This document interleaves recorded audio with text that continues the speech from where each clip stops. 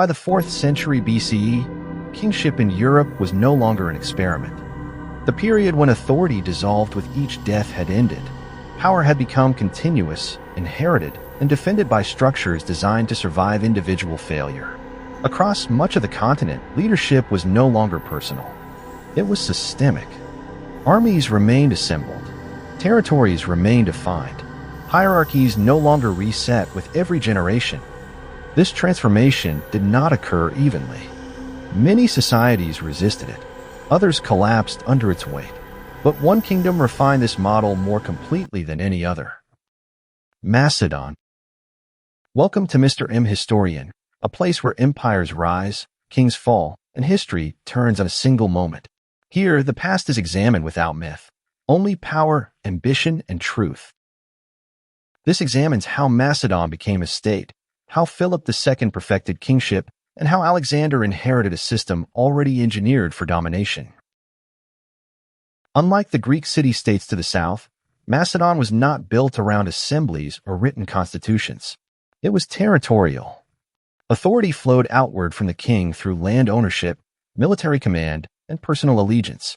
The Macedonian state did not rely on debate to function. It relied on continuity. Rule was expected to endure. By the mid-4th century BCE, Macedon had become a political mechanism capable of absorbing defeat without collapse. This was not accidental.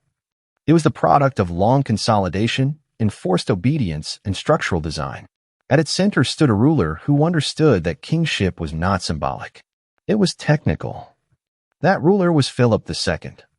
When Philip was assassinated in 336 BCE, the system he built did not disintegrate. It transferred.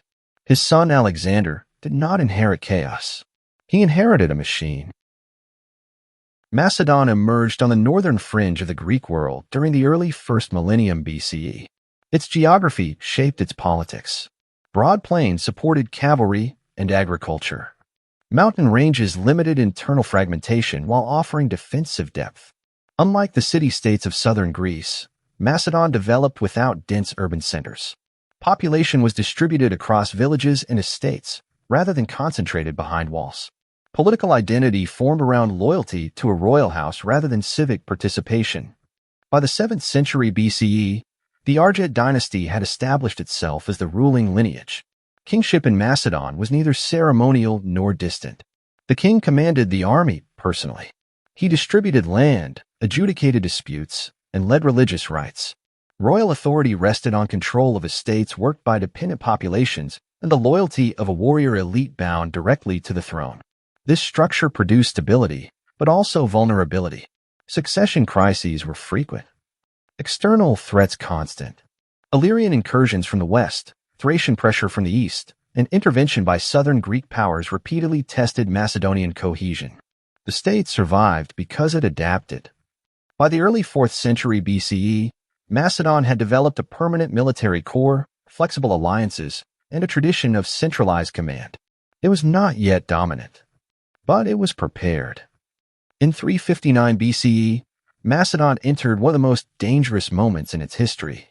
King Perdiccas III was killed in battle against Illyrian forces. The army was shattered. Borders collapsed. Rival claimants emerged.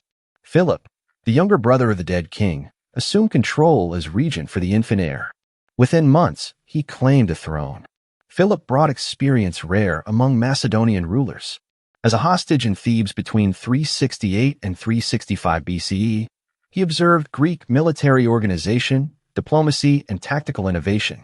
He returned north with knowledge acquired through proximity, not theory. Philip's first priority was survival. He secured borders through negotiation where possible, force where necessary. He neutralized rivals through marriage alliances and targeted campaigns. Stability returned, but Philip did not stop there. Philip's transformation of Macedon was systematic.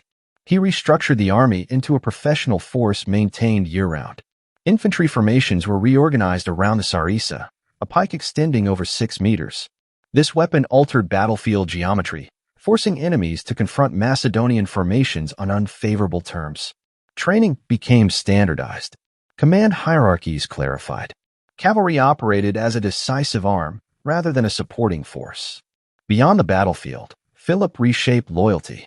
Land grants, court positions, and shared campaigns bound the nobility directly to the throne.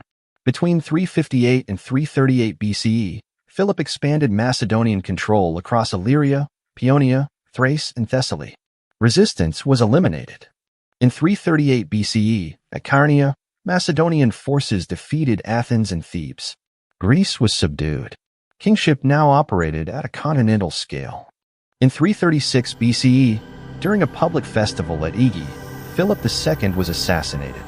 The killer, Pausanias, was a member of the royal bodyguard. Philip died instantly. The state did not. Alexander ascended the throne at 20. He inherited a professional army, secured borders, a unified Greece, and a treasury prepared for war. Within 2 years, he would cross into Asia.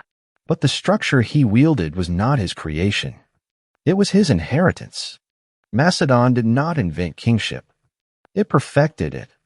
Philip II engineered a system of rule that survived him. Alexander carried it outward. The birth of Europe's first kings ended not with a crown, but with a system capable of empire.